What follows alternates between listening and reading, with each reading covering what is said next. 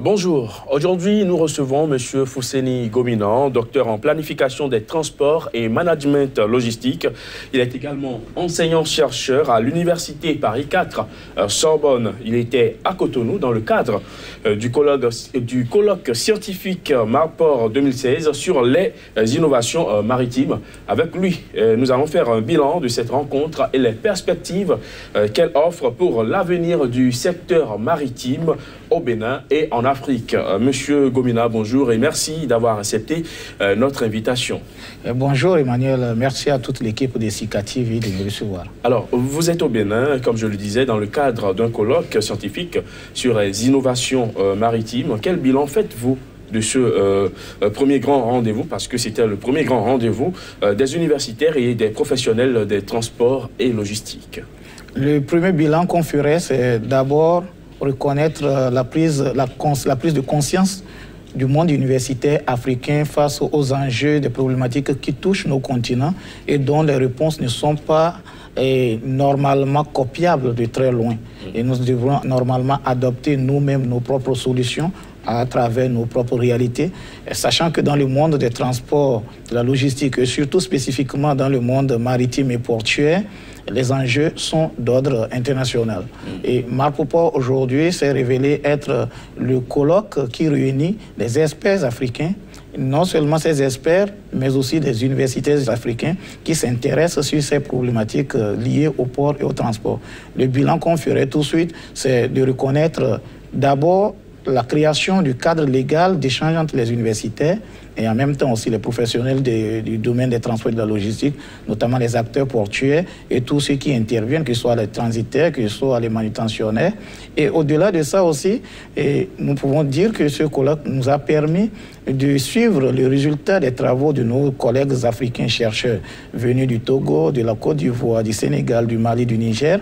Et au-delà de ça aussi, l'accompagnement des éminents professeurs de la France, de la Suisse et de la Belgique et tous ceux qui sont ici au Bénin. Ce colloque a été initié par le laboratoire Le Dieu de l'Université d'Abomey-Calavi, le département de géographie, mais avec la participation de toute la communauté universitaire du Bénin, en partenariat avec l'Université du Havre en France et sur financement de la Fondation C'est Facile qui fait beaucoup pour soutenir les initiatives des nouveaux chercheurs africains. Quelles sont les recommandations, les principales recommandations qui sont sorties de ce colloque? La première recommandation, c'est de ressusciter la filière des transports et de la logistique et de l'insérer comme l'un des axes majeurs sur lesquels pourrait s'appuyer le Bénin et surtout les pays africains dans leur ensemble pour amorcer le processus de développement que nous espérons de tous nos voeux depuis plusieurs années. La deuxième recommandation, c'est de renforcer les liens étroits qui existent entre les professionnels et surtout le monde universitaire. Je vous donnerai juste un exemple.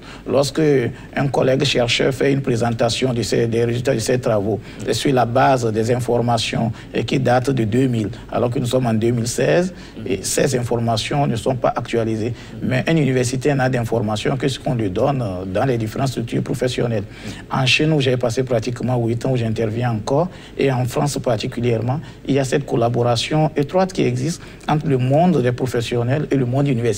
Chacun complétant les travaux de l'autre afin qu'ensemble vous puissiez regarder dans la même direction. Ces recommandations ont été formulées, elles ont toujours été reformulées dans le monde africain, mais la particularité ici, c'est dire aux Africains que nous ne devrons plus continuer par faire des colloques qui n'ont pas d'issue. Alors, est-ce qu'il y a espoir qu'il y ait cette collaboration étroite dans un futur proche entre le monde universitaire et ce monde professionnel? C'est le souhait que nous avons évoqué, mais seulement au-delà de ce souhait-là, il y a déjà un pas de géant qui a été franchi. Marpoport 2016 est en train d'être le point de départ d'une nouvelle ère universitaire, c'est-à-dire tous les chercheurs africains, les jeunes chercheurs comme moi, de cette nouvelle génération qui se veut plus dynamique, qui accompagne des aînés, de nos doyens, veut aujourd'hui écrire des livres. Ce qui nous manquait, c'est qu'au niveau des transports et de la logistique, nos étudiants sont souvent dotés des livres qui sont écrits par rapport à certaines réalités. Marpoport est le cadre légal que nous avons installé pour non seulement éditer un livre écrit par des chercheurs africains sur des problématiques liées à l'Afrique, au cours d'un colloque qui s'est tenu en Afrique. C'est-à-dire, nous sommes nous-mêmes les porteurs des solutions du système, de toutes les difficultés que rencontreraient nos ports, mais par au-delà, toutes les structures attachées au ministère des Transports, notamment la COBENAM, notamment le CNCB, notamment la SOBEMAP, et toutes ces structures-là. Il faut avouer la participation effective de tout cet ensemble-là marque la continuation de plusieurs initiatives que la Fondation C'est Facile, basée en France, a prises pour accompagner l'Afrique. Il y a déjà un sommet qui s'est tenu à Dakar l'année dernière, et il y a un autre qui se tiendra et qui s'est tenu et qui va se tenir bientôt au mois de février à Abidjan. Il y a Marpopo au Bénin, et nous sommes en train de créer une nouvelle équipe que nous appelons le Comité Afrique-Atlantique, le rapport que les chercheurs africains ont avec la mer et toutes les activités qui viennent s'accrocher à toute cette filière-là.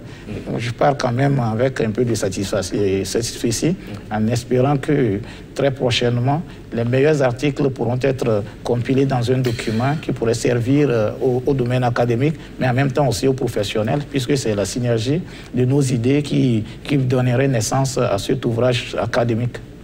Vous évoquez à l'instant la Fondation C'est Facile qui finance de nombreux projets des jeunes chercheurs et des colloques scientifiques en Afrique.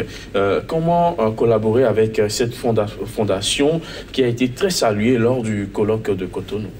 La Fondation C'est Facile est une fondation dirigée par le professeur Yann Alix. Et le docteur Yann Alix, pour la petite histoire, je l'ai eu comme professeur alors que j'étais en Chine en 2008. Et voilà comment est née une amitié. Et de cette amitié, j'ai pu soutenir ma thèse grâce au soutien de cette fondation et qui m'a permis, qui m'a accompagné jusqu'à ce que je finisse mon doctorat en Chine. Maintenant, cette fondation s'est donnée pour vocation d'accompagner toutes les recherches liées au transport et à la logistique, spécifiquement les questions logistiques, maritimes et portuaires. Et l'Afrique est un champ qui apparemment est encore vierge en termes de recherche. Toutes les données que nous avons sur l'Afrique, il faut aller à la CNICED, il faut aller dans les organismes internationaux pour les avoir. Et c'est là que l'idée de travailler beaucoup plus sur l'Afrique est née, de l'esprit de ce grand ami de notre continent, avec l'aide aussi d'un professeur qu'on appelle Benjamin Steck, qui collabore de l'Université du Havre, qui est un professeur émérite. Aujourd'hui, cette fondation, C'est Facile, offre des soutiens pour tous les chercheurs africains qui se spécialisent dans les domaines des transports et de la logistique. Lorsque vous avez un thème, mais des thèmes pratiques, pas une théorie, pas des recherches théoriques, mais des recherches pratiques. Des recherches pratiques qui pourraient apporter des solutions aux réalités de nos différents ports. Et là, pour collaborer, il suffit juste d'être rattaché à un laboratoire, notamment le laboratoire LEDUR de l'Université d'Abomey-Calavi. Et il y a aussi la RC qui vient de tisser de nouveaux partenariats. Nous avons des partenaires au niveau des universités de Côte d'Ivoire, du Sénégal, du Mali, du Niger, du Togo. Pour toute la sous-région, et il y a une équipe qui se met en place. Il suffit juste d'être chercheur, pas forcément avoir le doctorat, même au niveau du master, parce que ce que je remarque, c'est que nous faisons du doctorat et la pierre angulaire avant de faire de la recherche.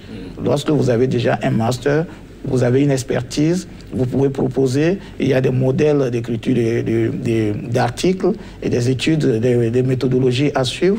Lorsque vous rentrez dans ce canevas, vous êtes en mesure de participer aux différents colloques que la Fondation C'est Facile finance en Afrique. Et c'est cette même fondation qui est en train de vouloir soutenir la création ou l'édition d'un livre. Comme je vous l'ai dit, en Côte d'Ivoire, on va sur des thématiques un peu spécifiques, les rapports entre une ville et son port. Et là encore, il y aura un livre écrit par les Africains sur des thématiques de gouvernance portuaire impliquant les villes qui abritent les ports et les autorités portuaires. Alors, quels sont les projets futurs de cette fondation pour pérenniser les recommandations qui sont sorties de la rencontre de Cotonou, puisque très souvent, les résultats des colloques, nous savons bien où est-ce que ça finit, dans les tiroirs. Exactement. Il faut avouer quand même que c'est déplorable, tout le monde le sait, mais pour nous, c'est donner notre orientation à la recherche universitaire. Une recherche est faite pour être laissée à la progéniture. Une recherche qui ne s'écrit pas, qui ne se mémorise pas, qui ne s'archive pas, n'est pas une recherche totalement utile. Les paroles s'envolent, les écrits restent. Donc la Fondation C'est Facile a pris l'engagement de soutenir la rédaction des livres, la compilation des livres. Et je rappelle, tous les livres édités par la Fondation C'est Facile sont des livres qu'on peut télécharger en ligne gratuitement. C'est une sorte d'accompagnement et de toute la recherche, au-delà même du Bénin, de la recherche au niveau francophone. Alors, malgré que vous avez pu réussir et que vous avez pu vous intégrer en tant qu'enseignant, chercheur dans de grandes universités, dans des universités prestigieuses en Europe, vous tenez quand même à revenir au pays pour partager votre connaissance dans des universités au Bénin. Par exemple, après le colloque de Cotonou, vous avez décidé de rester pour enseigner dans quelques universités comme l'ENEAM, comme l'RCI, la RCI, la Haute École régional de commerce international. Mais dites-nous, qu'est-ce qui explique cet attachement alors que d'habitude c'est le mouvement contraire qu'on voit quand on réussit, on ne veut plus rentrer au pays? Bon, ma présence au Bénin est en même temps le retour de mon histoire. Parce que chacun qui quitte le Bénin a une histoire qu'il avait avec ce Bénin-là. Je dois ma vie au Bénin, je dois toute ma réussite au Bénin. Je suis parti de l'université d'Abomey-Calavi, je connais les difficultés au niveau de nos universités. J'ai eu des professeurs qui m'ont recommandé, afin que je me retrouve à cette position-là. Il est de mon devoir, je pense, de revenir régulièrement aussi, partager ce savoir. Au-delà de ce savoir, donner espoir aussi à cette jeunesse qui verrait en moi quelqu'un qui a pu réussir comme eux dans des situations que nous pensons être tellement gravissimes. Et donc pour moi, c'est un devoir. Depuis 2 ans, je reviens régulièrement, mais beaucoup plus pour les programmes de master dans les filières de transport et de logistique à la Haute École régionale du commerce international et puis à l'ENEAM. C'est là le moment aussi de remercier les doyens, les professeurs, les aînés qui m'ont accepté, qui m'ont ouvert les portes et qui pensent que mon expertise pourrait apporter une plus-value à la recherche et à l'enseignement. Un mot de fin très rapidement, parce que mon mot de fin, c'est de vous remercier Sika TV et au-delà de ça, remercier aussi le laboratoire Le Dur de l'université d'Abomey-Calavi et le recteur de l'université d'Abomey-Calavi qui a reçu le comité Afrique-Atlantique du procès Benjamin Steck et du procès Yann Alix de la Fondation C'est Facile. Et par la même occasion aussi, remercier tous ceux qui s'investissent quotidiennement pour recentrer le débat sur l'importance du transport et de la logistique dans un pays qui se veut un pays de services. Il n'y a pas que le port, il y a la possibilité pour nous de développer d'autres structures, notamment la COBENAM, notamment la SOBEMAP, notamment le CNCB, pour accompagner tout cet ensemble-là. Je remercie au passage la directrice générale du port qui a accompagné le colloque Marpoport et avec toute la présence qu'il faut. Docteur Gomina, merci. Merci. Mesdames, Messieurs, ce sera tout pour cet entretien du jour. Merci de l'avoir suivi.